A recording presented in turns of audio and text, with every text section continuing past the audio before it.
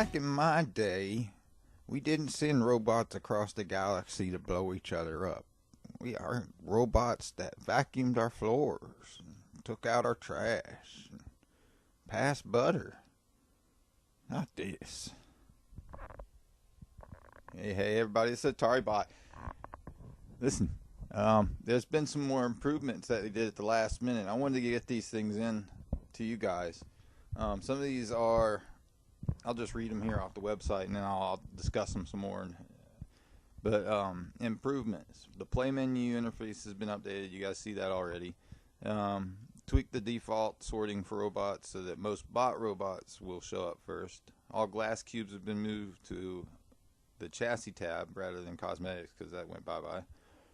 And everything in cosmetic category and visual variants of some parts can no longer be forged. We already knew that. So and basically, the little asterisk there is saying by the time you see this, it'll be too late. Balance changes. Let's just move on. Sprinter leg Perseus and Sprinter leg Hermes. Their speeds have been increased from 160 to 180 miles per hour. I thought that was interesting. It's about time. Because everybody's complained that Sprinter legs, were just a crappier version of mech legs. So now they actually have a little more reason to go that way. But you'll still want to use a mech leg if you want tougher legs.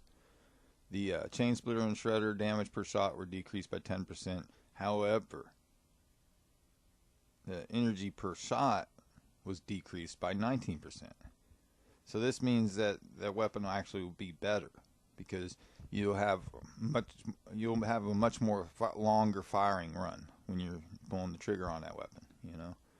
So I think that brings it back to the kind of weapon they were wanting it to be in the first place. I think I'd be happy with that.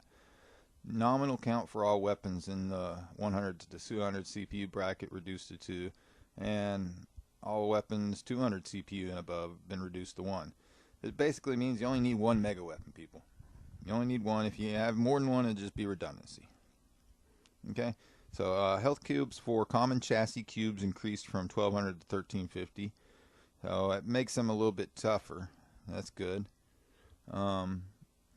You'll see down below there's a reason for that, though. Cosmetics now have a mass of 0 and health of 0. That means that if you see an art bot, anything that, like an art bot that uses a bunch of mask pieces, they call these cosmegas. And so now any of those pieces get shot, rather than them taking any damage, it'll go straight to the block they're connected to. And it'll probably fall apart. So I highly advise you don't take one of these cosmega bots out to a battle anymore. They're just not worth it. It's not worth the risk of, not the league anyway. Okay, and moving on, if we ignore the typo here in this next line, health boost for common chassis cubes decreased from 0.075% to what it should read as 0.06%.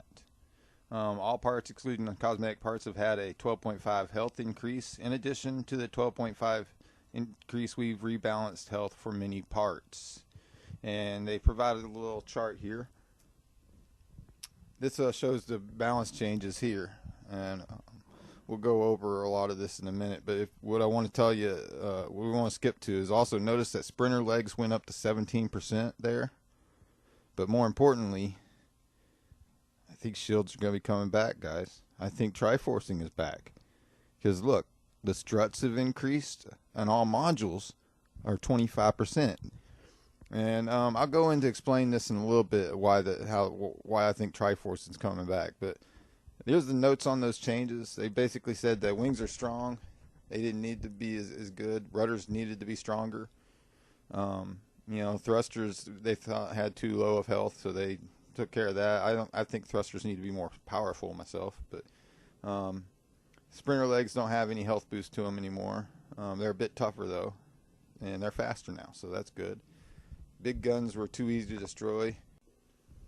Electro shields and struts lost their niche with the induction of health boost, and now have more base health per CPU, and health cubes do. Those parts may see more use again. Rods got increased as well, and combined with their low weight, it works pretty good. Let's go back. Okay, now I'm going to explain now why Triforcing has returned. But first, in order to do that, I need to explain to you what Triforcing is. And many people will tell you all different kinds of things on what they think Triforcing is and how it works. But this actually goes way back to pilot seats. Back in the day, we used to be able to connect our robots to our pilot seats in such a way that it wasn't just connected in one spot.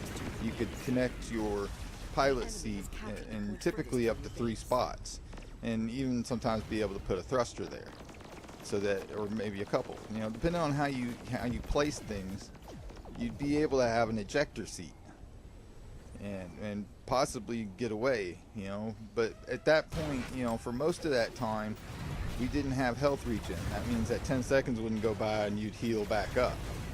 You know, but they soon realized that was a major problem. If you could just eject your seat away, wait 10 seconds and heal back to full health. And let me tell you, these ejector seats, they were tiny.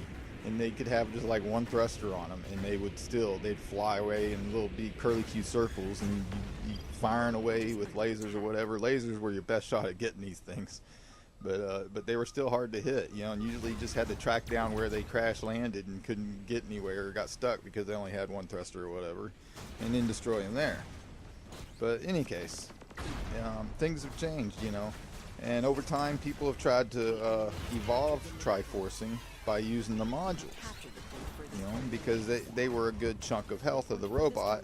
So if you Triforce to a module, you'd be able to possibly survive longer, and then you can use your health regen that way.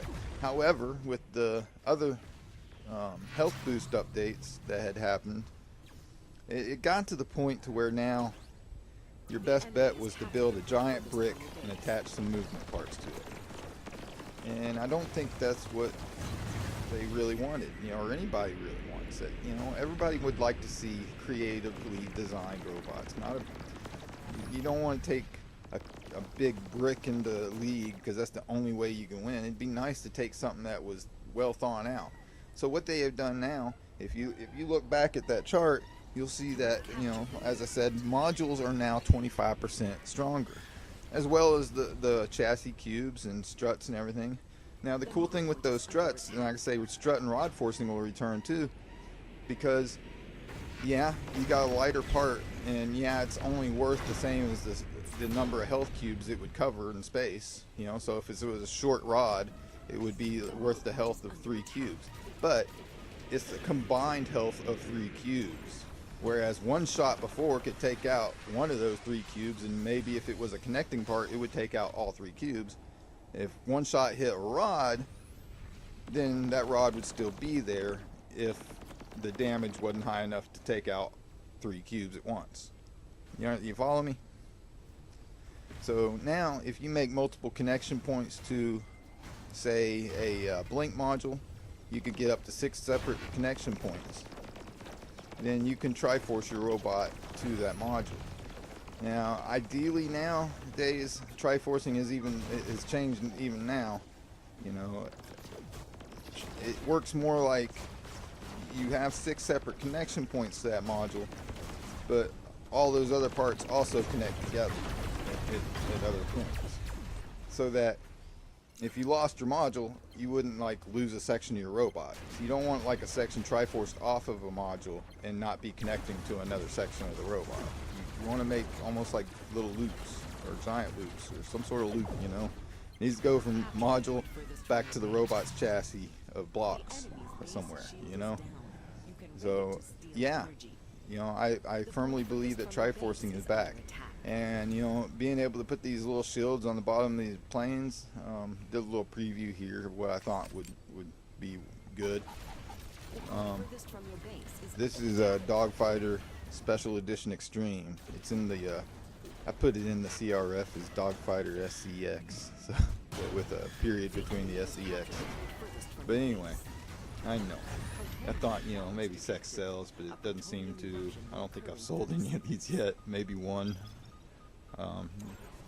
But I'll also have a build video. People seem to like the build video as well, of the basic Dogfighter build, which will give you a basic build design. But like I say, now with Triforcing, you may want to try some different things. You know, this game's constantly evolving, and now technically, you know, with the reintroduction of pilot seats, you might be able to put, you know, go back and have your old builds like Rosefall and stuff, but don't try to Triforce to the seat. It won't work. For one, I'm pretty sure the connection points aren't going to be as many, and for two, I don't think that, you know, the health-wise, it just won't matter. It just doesn't make any sense. You need the reason you want to Triforce to modules is because modules are going to have a good chunk of your robot's health, and that's an important part of Triforcing.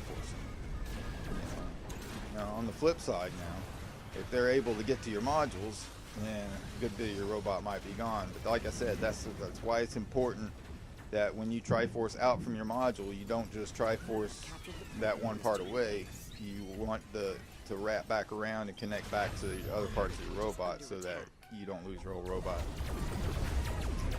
And the other thing I really took notice of, you know, that I thought was a big deal was sprinter legs. They're not only faster, but they're stronger. So we might see a lot more sprinters. Another thing that I took note of was that the rail impaler, you know, if you seen other videos on YouTube where people fire them with ridiculous tiny builds, there was no recoil on it. So they fixed that, and now there's a recoil on it. So that'll make more sense. But now you're only going to need one per any mega weapon. You know, like I said, the redundancies, it's going to be redundancy for anything over more than one. I don't know if that's good or bad. We'll just have to wait and see. But exciting times, you know, exciting times indeed. I'd like to see what you guys come up with. You know, let me know in the comments below if you've built a Triforce robot already. I'd like to try it out. I'd like to see what people have done and how the new Triforcing is working now, and how it's changed. Like I said, I'm Triforcing. It never really went away completely, but it kind of quit working at times over the years, you know. And like I said, more recently, it kind of almost about completely stopped working. But now I think it's going to be making a comeback, you know, and I'd like to see some of your builds. So let me know in the comments below. Make sure you include your in-game name as well as your robot's name, because I will tell you, there are people, you might have think that you've come up with the best robot name in the world, but you know, and then you'll look it up and find out that 10 other people also thought that was an awesome name. That's how it is. All that's required is that you build your own bot to upload it. That doesn't mean you can't go to my YouTube videos and build off one of my build videos and then put it on the CRF. And to be honest, I really don't care. Some of my builds, you know, at this point, they're like I said, with all the updates, they've gotten old and maybe less effective these days. You know, they were really effective at different points, but some of them have turned to garbage, I think. You know, and it just is what it is. But you know, definitely this game's about experimenting and building your own stuff. Definitely don't just buy stuff in the CRF. If you do, that's fine. I'm not, you know, getting on anybody who doesn't build their own bots. That's fine. You know, if you need a little practice, you know, that's fine. It helps other players out who do build bots. You know. But I also say, you know, don't just look at the top of the list of the most bot. Because some people manipulate that with an alt account by buying a crap load of their own bot to try to up the sales, and I don't know how that works out for them. It doesn't seem like it should, but I don't know. I guess it does, or they wouldn't do it. But what I'm getting at is that you need to look at the bots. You know, don't just go by since the CRF is now going to be listing by most bot. Don't just, you know, look at the top most bot robots. That doesn't mean it's the best. It could have gotten a boost from an alt account or something, you know. And then there's a bunch of sheeple follower people out there who will jump on the bandwagon and think, well, this is the most bot, it must be awesome. That's not always the case. You know, some of those in the top of the charts there aren't the greatest robots, or maybe they were great on the previous update, but they're not as great now. So make sure you scroll through there. It also doesn't hurt to go, when you go through the CRF to look for a robot, scroll by date added. You know, if you're looking at newer bots, then more likely they're robots who have taken into account recent updates and this and that. But look them over and think about what the build's supposed to do and what you want it for and what you want it to do. You know, and that's about it. Oh, there's new masks coming out. We know that because they said in the latest Dev Jam that the art director Rick had come up with a bunch of new designs. So we know for a fact there will be new masks. We also know for a fact you will not be able to forge the new mask when they come out. So guess that means you're going to be playing a lot of Robocraft. And this is a plus side too, because that also means that we will now have more people in the K, and this should be this should reduce the K times as well. So good, all good news. Successfully defended the protonite core. The point furthest from your base is under attack. This was just a, like I said, this wasn't a serious match. This was just goofing around. 3, 2, 1. But I hope you learned something here, and I taught you a little something more. But if you want to know more about the pilot seats, or you want to know more about the any of the other changes, or the removal of the cosmetics and this and that, and what's going on, make sure you watch my previous Battle Talk episodes, which were only a few days ago. I've only released this episode just so I could update you guys a little further on some of the more recent changes, and I was kind of excited about, you know, what appears to be the fact that Triforcing appears to be coming back. And I'm really excited to see what you guys build and show me. I'm really looking forward to that. Somebody asked about contests too.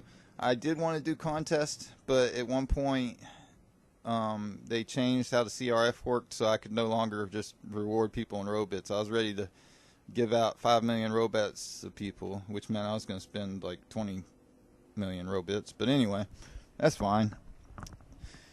But now it doesn't look like I can do that, so I'm going to come up with some new rewards, and hopefully soon I'll have up a new build video as well as a new robot contest. But this looks like the end of my video, folks. Thanks for watching.